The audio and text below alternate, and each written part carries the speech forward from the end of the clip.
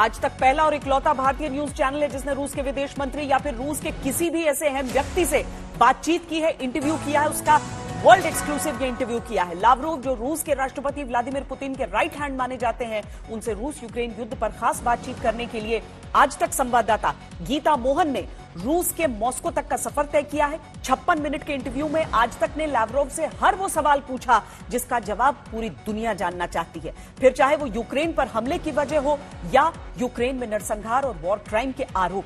आज हम खबरदार में लावरोव के इस वर्ल्ड एक्सक्लूसिव इंटरव्यू का विश्लेषण करेंगे, जिसकी शुरुआत हम यूक्रेनी राष्ट्रपति ज़ेलेंस्की और रूसी विदेश मंत्री लावरोव की न्यूक्लियर टक्कर से कर रहे हैं, जो पूरी दुनिया में ट्रेंड कर रही है। коли вона буде використовувати ядерну зброю. हमें उस दिन का इंतजार नहीं करना चाहिए जब रूस परमाणु हथियारों का इस्तेमाल करने का फैसला करे। दुनिया को इंतजार करने की कोई जरूरत नहीं। दुनिया को इसके लिए पहले ही कई तरीकों से तैयार रहना चाहिए। उनसे बात करने और पेपर साइन करने की भी जरूरत है। उनकी अर्थव्यवस्था को सीमित करने की जरूरत है ताकि वो न्यूक्लियर हमले के बारे में सोच भी न सकें। अगर हम उनका इंतजार करेंगे तो वो किसी भी हथियार का इस्तेमाल कर सकते हैं, कोई भी हथियार। आप भरोसा नहीं कर सकते। President Zelensky said that Russia plans to use tactical nuclear weapons. He says many things. And वो तो बहुत कुछ कहते हैं। उनका कहना इस पर निर्भर करता है कि वो क्या पीते हैं और क्या फूंकते हैं।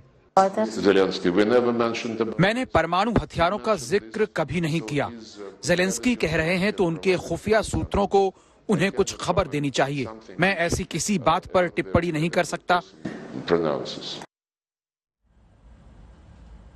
ज़ेलेंस्की दुनिया को पुतिन के न्यूक्लियर हमले वाली प्लानिंग से अलर्ट कर रहे हैं, जिसे पुतिन के राइट हैंड यानी सर्गेई लावरोव ने आज तक से खास बातचीत में पूरी तरह से खारिज कर दिया। लेकिन उन्होंने आज तक खुद ये इंटरव्यू में ये अंदेशा जरूर जताए, ये हिंट जरूर दे दिया कि अगर यूक्रेन में रूस के मन मुताबिक नतीजे हासिल नहीं हुए तो मामला बिगड़कर विश्व युद्ध की तरफ भी जा सकता है।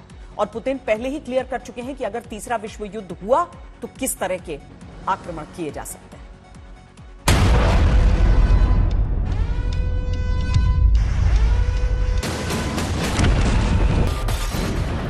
2 महीने होने को आए। इन 2 महीनों में रूस ने सिर्फ 2 काम किए हैं। पहला, यूक्रेन को हमलों से बर्बाद करना, और दूसरा, पश्चिमी देशों पर न्यूक्लियर धमकियों के धमाके करना। पुतिन तो पहले ही अपनी न्यूक्लियर फोर्स को हाई अलर्ट पर रहने का आदेश दे चुके हैं। तो ऐसे में अगर ज़ेलेंस्की पूरी दुनिया को न्यूक्लियर हमले के लिए तैयार रहने की एडवाइस दे रहे हैं तो क्या गलत कर रहे हैं? коли вона буде використовувати ядерну зброю. हमें उस दिन का इंतजार नहीं करना चाहिए जब रूस परमाणु हथियारों का इस्तेमाल करने का फैसला करे। दुनिया को इंतजार करने की कोई जरूरत नहीं। दुनिया को इसके लिए पहले ही कई तरीकों से तैयार रहना चाहिए। Економіку так, щоб у них не було навіть думки про це. दुनिया में रूस के पास सबसे ज्यादा न्यूक्लियर बम है और अब तो रूस के पास फायरिंग रेंज के तौर पर यूक्रेन की जमीन भी मौजूद है। लेकिन आज तक ने जब पुतिन के राइट हैंड लावरोव के सामने ज़ेलेंस्की का ताजा बयान उछाला तो उन्होंने बेहद शातिर तरीके से सवाल को टाल दिया। मैंने परमाणु हथियारों का जिक्र कभी नहीं किया। ज़ेलेंस्की कह रहे हैं तो उनके खुफिया सूत्रों को उन्हें कुछ खबर देनी चाहिए। मैं ऐसी किसी बात पर टिप्पणी नहीं कर सकता। न्यूक्लियर हमले की रूसी प्लानिंग को लेकर आज तक के सीधे सवाल का लावरोव ने जिस तरह घुमाकर जवाब दिया वो उनके एक पुराने बयान से मैच नहीं करता, जिसमें उन्होंने दुनिया को सीधे सीधे परमाणु युद्ध की धमकी दी थी।